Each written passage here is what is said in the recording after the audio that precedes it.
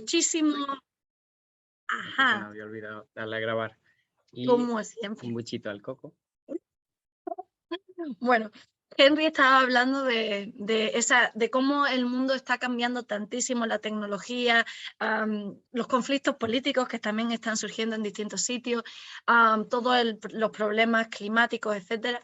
Y también hablaba de la empleabilidad, de cómo en sí la forma en la que trabajamos había cambiado totalmente, ¿no? Y eso había generado cierta ansiedad y un poco de desilusión también en todos los jóvenes de qué voy a hacer con mi vida si realmente no sé hacia dónde va el mundo, ¿no? Sí, como que la generación de nuestros padres, pues se daba como por hecho que si tú seguías todos los pasos establecidos, si estudiabas, ibas a la universidad y así, ibas a poder conseguir un trabajo y te iba a ir bien supuestamente en la vida, ¿no? Siguiendo esos términos un poco establecidos más, pero en nuestra generación, en nuestra época, el futuro es bastante incierto y tener un título universitario no te asegura absolutamente nada.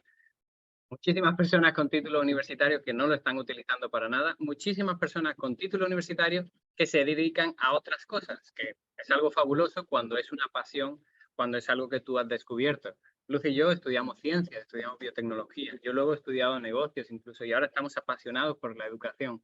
Mientras sean tus pasiones los que te llevan, los que te motivan de un lado para otro, que quizá el camino conductor han sido las ganas de aprender, pues ahí está todo fantástico. Lo que hay que romper un poco es esa visión de que por conseguir unos diplomas, unos títulos, ya Todo te va a ir todo bien. está hecho, ¿no? Y también quería decir, ay, se me acaba de ir, pero sí como que el futuro, no solamente, bueno, da igual, se me ha olvidado. No, era muy importante, pero se me ha ido. Lo siento. Habéis perdido.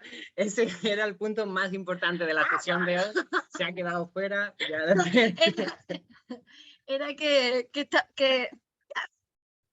me está poniendo nerviosa. Bueno, entonces, que sí que estamos aquí también para aprender constantemente y muchas veces, eso era lo que quería decir, que muchas veces acabamos generando esa desilusión por aprender, que cuando se convierte en algo tan obligatorio, algo que tenemos que ir cumpliendo con un montón de objetivos, con un montón de tics, al final, cuando no sale de uno mismo, cuando no proviene de las pasiones, cuando no viene de ti, al final no se integra dentro de ti, realmente no estamos aprendiendo, ¿no? Y se acaba produciendo algo que me parece horrible, que es que se genere ese miedo a aprender o a todo lo que esté relacionado con el aprendizaje, ¿no? Yo creo que aquí es importante poner un ejemplo yo siempre he estado muy apasionada por la astronomía y tenía un libro súper bonito con un atlas del universo en el que me dedicaba a pasar, esto tenía como 7 u 8 años, quizás 10, y me dedicaba a pasar las páginas, pero nunca leía porque eso es lo que tenía que hacer en el cole y yo no quería hacer lo que hacía en el cole, entonces ahí está esa desilusión, ese no querer aprender porque está relacionado con algo que es obligatorio. Y eso es muy feo cuando se produce eso. Ahí se rompe el link, esa pasión natural que tenemos para aprender. De hecho, luego he hecho un par de cursos De astronomía y de agujeros negros y de todas estas cosas. Pero salió de mí, pero no fue obligatorio. aprendizaje. Y eso creo que sí que es muy importante que tenemos que hacer, que ser conscientes de que proteger esa curiosidad, esas ganas de aprender en los jóvenes es esencial. Más que títulos, más que tics, más que exámenes, más que todas esas cosas, lo más importante es que esa persona siga teniendo ganas de aprender de por vida. Sí. Una de las cosas que hablamos con Henry que dañaban eso, que afectan, es la aspiración por el perfeccionismo, ¿no? O el miedo al fracaso. Que quizás vivimos también aquí, puede que las redes sociales también afecten, ¿no? Porque parece que todo es perfecto, que todo el mundo tiene una vida fabulosa y demás. Bueno, nuestra vida no es fabulosa tampoco, por cierto, ahora mismo estamos en una casita que nos estamos construyendo, que hemos diseñado nosotros, pero donde todo ha ido mal. Cuando llueve entra el agua, como empieza a hacer viento, dejaréis de escucharnos porque habrá demasiado ruido de viento. Bueno, ahí vamos a aprender. La importancia de cometer errores para aprender. Pero esto no se, es decir, iba a decir no se premia, no es que haya que premiarlo, sino que se castiga, ¿no? A lo largo de nuestra educación formal y en nuestras casas también, cuando haces algo mal, se te castiga. Poner en evidencia, te llama la atención, se te mandan tareas extras o lo que quiera que sea, de forma que cometer errores no se ven como pasos del aprendizaje, sino que se convierte en algo que evitar porque hay que hacer las cosas perfectas, ¿no? Y esto es algo que es un reto muy grande para, Henry lo mencionaba en el punto de vista de los adolescentes, ¿no? Imagínate cuando tienes 14 años y a lo largo de una trayectoria en la escuela ya se te ha tachado como alguien que hace las cosas mal, porque lo mismo no te ha salido a la velocidad a la que se suponía que tenías que hacerlo o en el orden en el que tenías que hacerlo, lo que quiera que sea. Pues ahí has ido desarrollando un miedo a cometer errores tan grande que te previene de intentarlo. ¿Para qué me voy a esforzar si no me va a salir? Se empodera totalmente a tomar el control de tu vida y a tomar decisiones, ¿no? Yo recuerdo en Guatemala, cuando estaban haciendo un voluntariado, una de las niñas estaba haciendo siluetas y calcomanías y cosas así, y ella quería colorearlo, pero le daba miedo colorearlo. Y yo, pero ¿cómo puede ser? Colorearlo, da igual, si te sale mal yo te hago otro. No, que me voy a equivocar. Y un pánico a equivocarse, un pánico a agarrar un lápiz y pintar, solamente por ese bloqueo de esto es lo que se espera de mí, si me salgo de la línea ya está mal. Entonces, eso impide por completo que las personas seamos y que cometamos errores y que sigamos en ese proceso de aprendizaje, ¿no? Entonces, creo que ese es uno de los grandes retos, ¿no? Romper lo que significa fracaso, romper lo que significa cometer errores y convertirlo en una oportunidad de aprendizaje, porque al final lo que es de los grandes fracasos es de donde aprendemos más, y de hacer un proceso de reflexión después de esa equivocación es de donde realmente puedes actuar de una forma distinta. Entonces eso es básico y de alguna forma hemos castigado ese fracaso, esos errores, ¿no? Y también ahí entra todo el tema de la estandarización, ¿no? En el momento en el que hay unas notas, unas marcas que tenemos que seguir, ya está muy claro lo que está bien y lo que está mal. Si te sales de ahí, ya, ¿dónde entras, no? Y realmente creo que es algo de lo que deberíamos de reflexionar y de lo que deberíamos de cuestionarnos si tiene sentido o no seguir haciendo. Y puede que haya alguien que esté pensando, se me viene a la mente, que diga, no, pero es que hay que hacerlo, ¿no? El sistema te dice que tienes que hacer exámenes, tal. En muchos casos no es así, por cierto. Cuando hemos entrevistado nuestro trabajo de investigación, ha sido encontrar cómo se pueden hacer las cosas distintas. Y hemos hablado con muchos educadores en escuelas públicas, en distintos países, incluido en España, por ejemplo, que nos dicen que no, que ellos no tienen por qué hacer exámenes. Hace falta hacer algún tipo de evaluación, algún tipo de medición del progreso, pero hay muchas maneras en las que eso se pueden hacer. Hay portafolios, hay proyectos, hay, en fin... Proyectos pueden ser de cualquier tipo, audiovisuales, imágenes, o sea... Hay muchísimas cosas que se pueden hacer para desligarnos un poco de esa forma de desmotivar y avanzar hacia una forma de aprender más significativa. Y de esto también hablamos con Henry, porque él estuvimos viendo algunos de los contenidos que ha generado y demás, y él habla un concepto empty learning, que es como aprendizaje vacío, sería la traducción en español. Y le preguntamos qué significaba eso de aprendizaje vacío, ¿no? Y él ahí se puso un poco desde el papel de las empresas, de la industria, ¿no? Y nos contó que, bueno, quizás porque en Reino Unido es un país bastante meritocrático, bastante pensando siempre, incluso aunque él asesora a familias, es increíble que el lenguaje que utilizaba siempre estaba en cómo van a conseguir un trabajo, cómo van a pasar una entrevista, ¿no? Quizás porque eso también sea parte de los miedos de las familias. Bueno, no sé si en Instagram hemos perdido la conexión, no se nos ve. Voy a quitar por si acaso la conexión del wifi, espero que nos sigan viendo. O la dejo, no sé. Bueno, ahí va. No, mira, es que se acaba de quitar la cámara. ¿Mágicamente? Vale, perdón. Bueno, ya no seguís viendo. Vídeo en directo en pausa. Bueno, se conectará.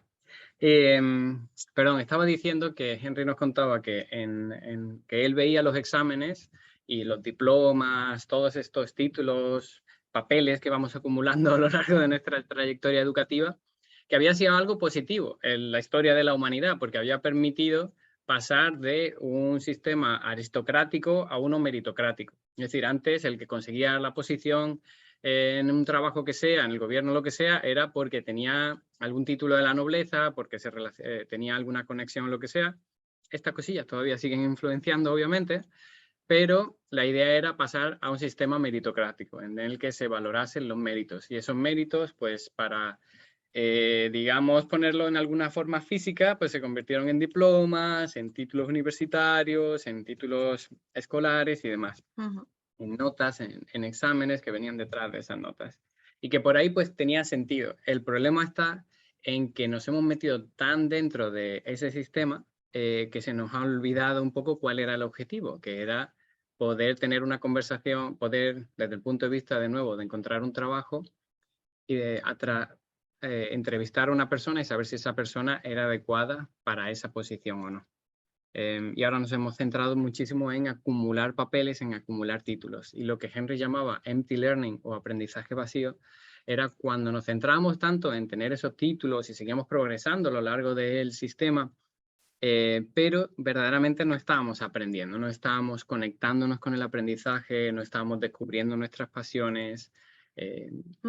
Aquí está el punto súper importante, ¿no? De realmente como seres humanos necesitamos descubrir cuáles son nuestras pasiones, cuáles son nuestros intereses, qué cosas se nos da bien, qué cosas se nos da mal, qué cosas debemos seguir trabajando. Entonces, estos elementos deberían de estar siendo trabajados en la escuela y durante toda nuestra vida, ¿no? Sin embargo, nos centramos tanto en unos contenidos, en un currículum tan fijo y tan estrecho que dejamos atrás quiénes somos y qué es lo que queremos hacer.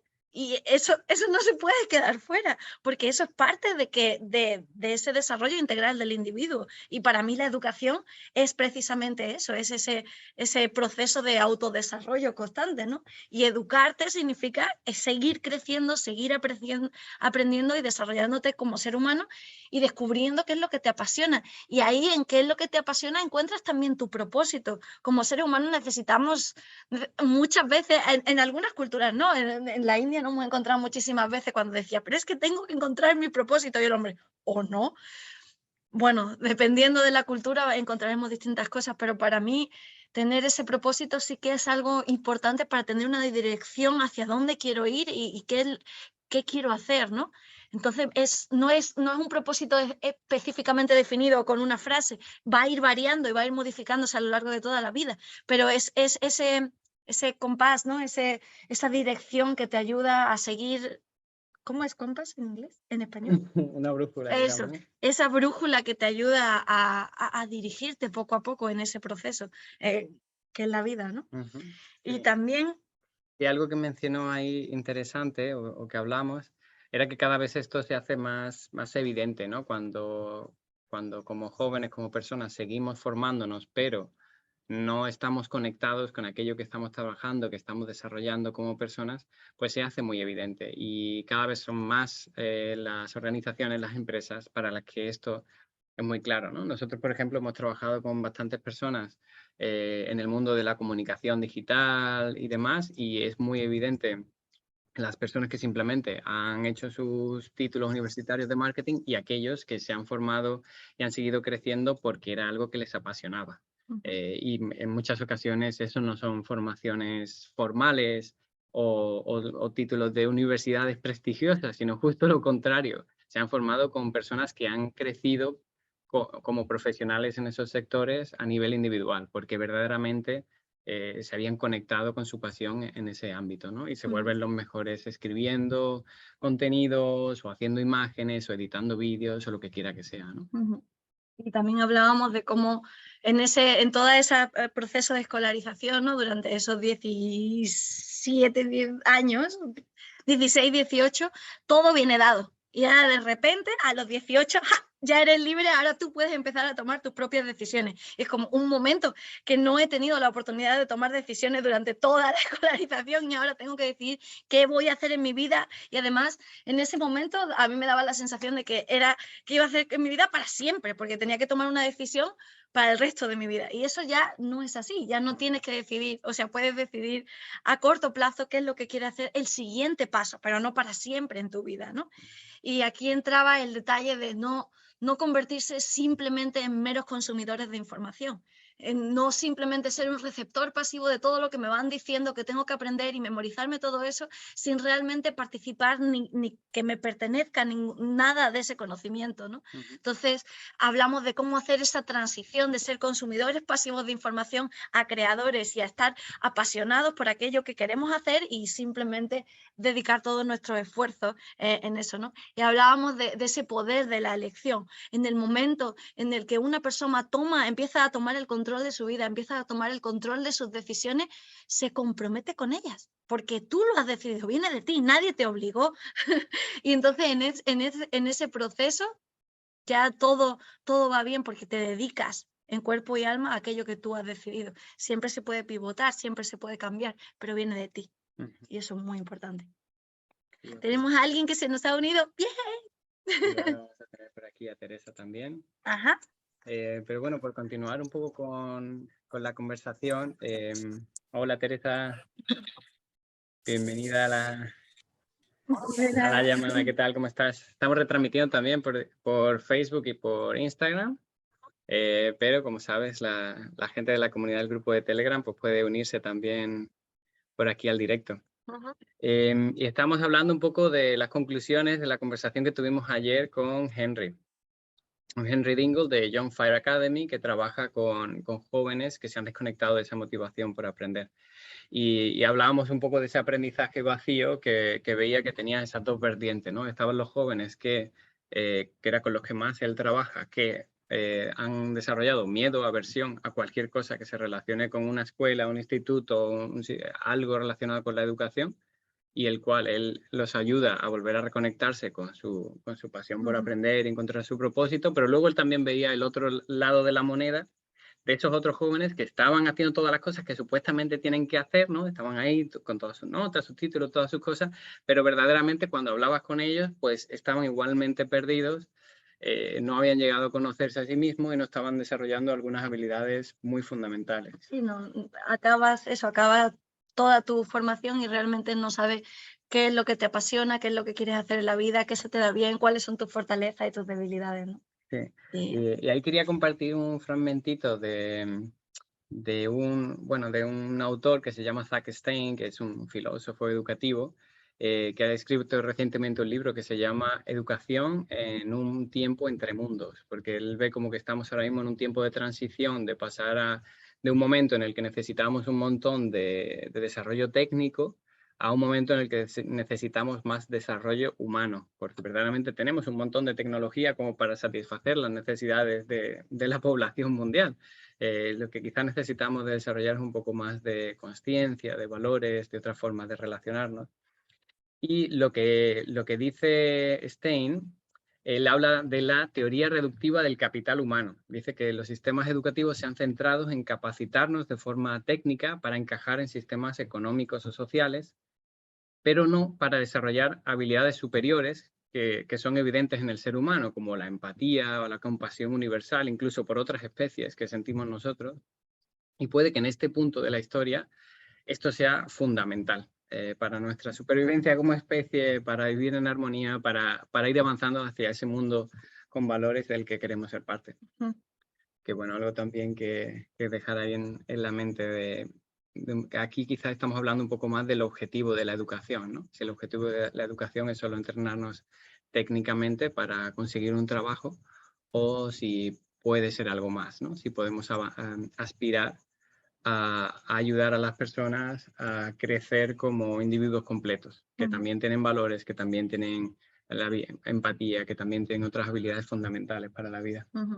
Y aquí entraba la siguiente pregunta que le hicimos a Henry, que era como, ¿cuál era el principal reto con los papás y con las mamás, ¿no?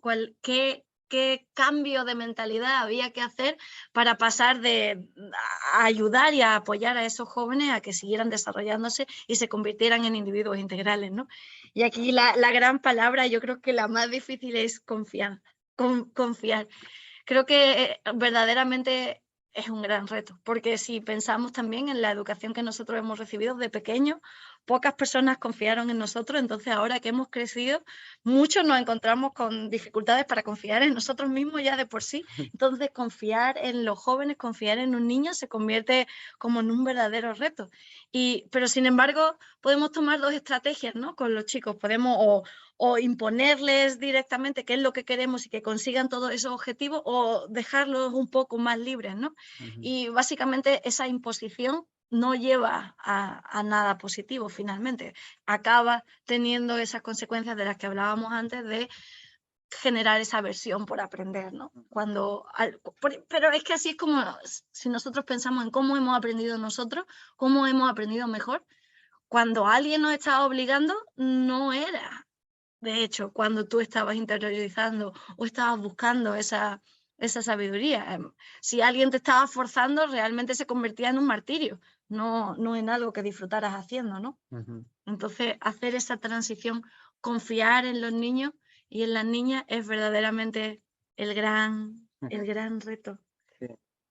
Y también porque no es solo confiar en ellos, sino confiar casi en la vida, en el mundo, en que las cosas van a ir bien, lo cual es difícil, ¿no? Y por eso entiendo que Henry empezó trabajando con los jóvenes, pero acabó trabajando también con los padres, porque es necesario que vayan de la mano, ¿no? Es difícil que esos jóvenes se sientan empoderados para tomar las riendas de su vida, para tomar decisiones y demás, si en casa no se les apoya desde ese punto de vista, ¿no? Y se les da el espacio. Y algo aquí que realmente es muy importante, que yo creo que muchas veces se nos olvida, es cómo sucede realmente ese aprendizaje, ¿no? Cuando pensamos en aprender y cuando los estudios que se han hecho en neurociencia de cómo se aprende mejor, uno de los elementos más importantes es que nos encontremos en un ambiente seguro.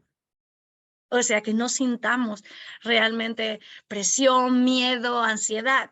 En esas condiciones el aprendizaje no se va a interiorizar, no va a llegar a permanecer dentro de nosotros, ¿no? Entonces, ahí se habla de la importancia realmente de la relación, de cuando la relación es fuerte y cuando el espacio en el que conseguimos crear es un ambiente seguro, ahí podemos empezar a hablar de que ese aprendizaje permanezca en el tiempo. Pero si tenemos miedo, si estamos asustados, no va a generar. O sea, podemos hacer cosas mecánicas. Muéveme todas esas sillas de aquí a allí, yo te las hago, aunque tengas miedo. Me metes prisa, te lo voy a hacer más rápido si quieres. Pero cuando se utiliza la cabeza, cuando tenemos que racionalizar, una presión no ayuda a que pensemos más rápido. De hecho, nos bloquea y nos quedamos así totalmente paralizados, ¿no? Y ahí hay un montón de estudios científicos que utilizan esas técnicas de, venga, ahora te doy esta recompensa si haces esto, y cuando la recompensa, contra más grande fuera la recompensa o más grande fuera el castigo, peor funcionaba la capacidad de reacción. Claro. Más presión al final. Y bueno, y de esto también nos metimos bastante en la conversación, porque algo que nos resultaba muy interesante en nuestra conversación con Henry era que, bueno, a él lo contrata una familia para que ayude a un hijo, una hija suya, ¿no? Entonces imagínate ese primer encuentro en el que, bueno, pues ese chico o chica que se siente desconectado de la educación, que probablemente quiere dejar la escuela en ese punto, y viene este hombre que, pues bueno, que lo han contratado tus padres, ¿no? Y que no necesariamente tiene ganas de estar con él, ¿no? Entonces le preguntábamos cómo hace él para construir esas relaciones, ¿no? ¿Qué podemos extraer también nosotros de ahí, ya sea para llevarlo a nuestra propia casa o a nuestra aula, a nuestro centro de aprendizaje? Además, esto ahora es súper importante porque justo ha empezado el curso y genuinamente es cuando tenemos ese espacio y ese tiempo para trabajar más esas relaciones, y en el momento en el que esas relaciones empiecen a ser fuertes dentro de la clase, todo va a ir muchísimo mejor. Sí. Y bueno, un elemento fundamental que es algo clave que nosotros tratamos también en nuestra formación muy en detalle, hasta tenemos un módulo que le gustó mucho el título, que es el poder de la elección, porque eso es lo que él utiliza, el poder de la elección. Él les da a los jóvenes y las jóvenes esa elección de que él esté ahí. Él le dice, yo no voy a estar aquí apoyándote si tú no quieres. Es decir, en cualquier momento, si tú no quieres, me voy. Si no quieres que nos veamos hoy, pues no nos vemos hoy. Les da la posibilidad de elegir, lo cual puede que haya pasado mucho tiempo o que no hayan tenido tantas oportunidades de verdaderamente estar en control de esa elección de cómo van a funcionar las cosas. Él les ayuda a ponerse metas, a ponerse objetivos, pero no les dice lo que tienen que hacer, sino que siempre está utilizando la elección, siempre les está dando elegir o simplemente preguntas abiertas, porque utiliza bastante de coaching, que también es una herramienta que trabajamos nosotros con educadores, para ayudar a esos jóvenes a decidir por sí mismos, a tomar las riendas de su aprendizaje y finalmente de sus vidas. Claro. Y no solamente aquí entra como, yo creo que una cosa súper importante, ¿no? Esa escucha activa a las personas. Estar ahí para ellas, por ellas, escucharlas, entenderlas, hacer más preguntas para entenderlas más profundamente, seguir parafraseando para saber si ya realmente hemos comprendido bien eso que nos está diciendo. Y después hay otro punto muy importante, es ser empático, ¿no? Es relacionarse y ser auténtico, es mostrarse también tú tal y como eres. O sea, mostrar tus miedos también, mostrar tus emociones, ser capaz de compartir los problemas que tú también te has encontrado por la vida, y en el momento en el que la gente observa esa autenticidad, esa vulnerabilidad, o sea, que es casi imposible no abrirte a ello, porque esas emociones se contagian, ¿no? Entonces, realmente, cuando en esa construcción de relaciones, yo diría que es esa autenticidad, esa escucha activa son dos elementos súper importantes dentro de ese proceso, y seguir haciendo preguntas constantemente, ¿no? Y también, bueno... Sí, ¿no? un par de elementos, porque he mencionado muchas cosas, ¿no? Importantes ahí para formar esa relación. Luz, hemos hablado de la importancia de la elección, de dar opciones.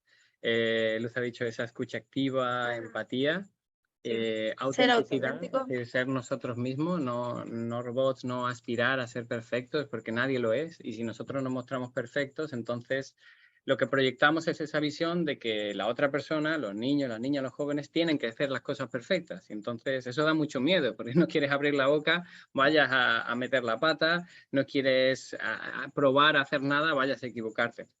Y quizá en último lugar, o quizá debería el primero, la paciencia. Dar tiempo y espacio.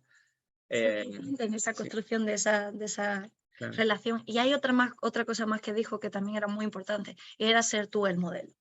Ser ese modelo de autonomía, ser ese modelo de autodirección, de libertad. O sea, al final el ser humano también aprende por imitación. Todo lo que vemos es lo que acabamos imitando, ¿no? Entonces, si vemos esos modelos, esas formas de comportarse, poco a poco la vamos a ir interiorizando, ¿no? Y tenemos aquí un comentario que dice que a veces es difícil separar nuestras expectativas y deseos de esa confianza en ellos. Sí, o sea, vivimos en un mundo en el que las expectativas son constantes, ¿no? Gracias, Teresa, por venir.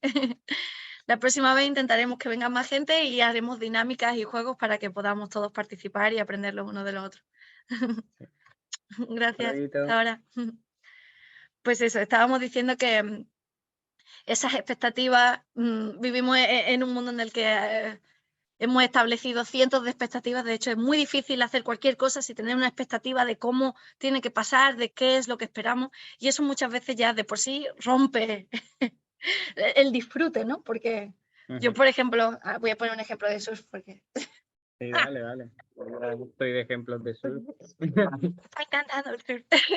Bueno, pero cuando yo me meto al agua hay días que me va genial y agarro no sé cuántas olas y es como fantástico. Al día siguiente entro al agua y digo, sí, me va a salir igual que ayer.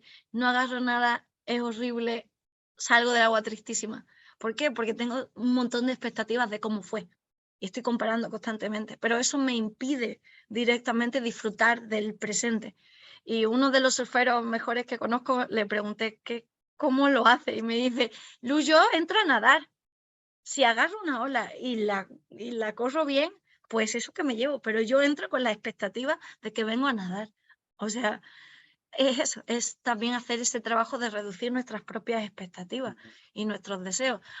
Además, en el término de ser papás o mamás, son nuestras expectativas sobre nuestros hijos, que es otro individuo, no es ni siquiera nosotros. Entonces, yo entiendo, no tengo hijos, pero entiendo que hacer esa separación de mis expectativas versus las de mis hijos tiene que ser verdaderamente difícil, ¿no? Porque hemos crecido con todo eso, pero es algo que podemos seguir trabajando, ¿no? Es ese work in progress. Hay que reducir nuestras expectativas y también dejar que los niños y niñas tengan sus propios sus propias metas, ¿no? Y ahí creo que vuelve a ser muy importante esa relación, de seguir trabajando esa relación lo máximo posible para llegar a ser partícipes también y comprender cuáles son esos deseos y esas expectativas que ellos mismos tienen, ¿no? Y no dejarnos llevar por las nuestras propias. Ujú. Muchas cositas de desarrollo personal, de trabajar en uno mismo que entendemos que es un reto. Es decir, hay un camino Al que final, hacer, pero que no es imposible. Todos estamos creciendo, todos estamos en ese camino de desarrollo personal y para eso estamos aquí, para crear comunidad, para ayudarnos unos a otros, para crear esos espacios en los que poder seguir creciendo como educador, educadora y como persona. ujú, Porque sin crecer como persona está difícil luego crecer en ningún otro ámbito. ujú. Sí, también todo empieza por nosotros mismos, ¿no? Por mucho que queramos forzar que un niño aprenda, yo qué sé, inteligencia emocional, pues si nosotros no estamos en ese camino, está bien difícil que otros lo aprendan, ¿no? Precisamente también por ese modelaje. Si yo no lo modelo, ¿cómo pretendo que otra persona lo haga, ¿no? Entonces, al fin y al cabo, todo vuelve a uno mismo, a ese trabajo personal que tenemos que ir haciendo todos los días y por eso es tan importante ese trabajar en ese cambio de mentalidad, ¿no? En desarrollarse uno mismo. Y ya iba a decir otra cosa que se me olvidó ya. Sí, no sigo añadiendo más, que si no vamos a estar aquí hasta mañana. Bueno, muchísimas gracias por escucharnos hoy este ratito. Ha sido un placer compartir con vosotros y con vosotras y por Instagram Live y también por Facebook Live. Estamos a tope aquí, las pantallas chocando una con otra. Pero estamos por ahí. Tengo muy buenas noticias. Sí, dale, dale. Porque sí, estamos intentando hacer este tipo de eventos cada semana. Entonces, los miércoles, creo que de forma general, vamos a intentar hacer estas llamadas en las que, por favor, unirse al grupo de Telegram para que podamos hacer dinámicas horizontales en las que aprender los unos de los otros. Sí. Esto es lo importante, tener esa comunidad de gente de la que seguir aprendiendo. Cuanta más gente, más posibilidades de seguir aprendiendo. Entonces, estaría genial que en la próxima llamada entraráis en el grupo de Telegram y así podéis entrar a acceder Sí, directamente. el primer paso para llegar a este grupo es que podéis acceder a un regalito que tenemos en nuestra descripción. En este post lo pondremos en Facebook y en la bio de Instagram, donde tenéis un ebook que hemos publicado hace poquito que se llama El secreto de la educación de calidad. Ajá. Y de ahí ya os da el link a Telegram y del link a Telegram podéis uniros al Zoom y de ahí podemos jugar y divertirnos todos juntos aprendiendo. Ajá. Pero otra cosa que quería decir, ya déjame. Entonces es que la semana que viene vamos a estar hablando con Feijóo. Que es un chico que ha estado estudiando en escuelas libertarias. Sí, y ahora es profesor de filosofía en San Diego, así que vamos a estar hablando con su trayectoria y cómo su educación lo ha inspirado a seguir el camino que ha seguido. Así que va a ser muy interesante. Sí, bueno, muchísimas gracias a todos. Espero que luego. tengáis un día fantástico.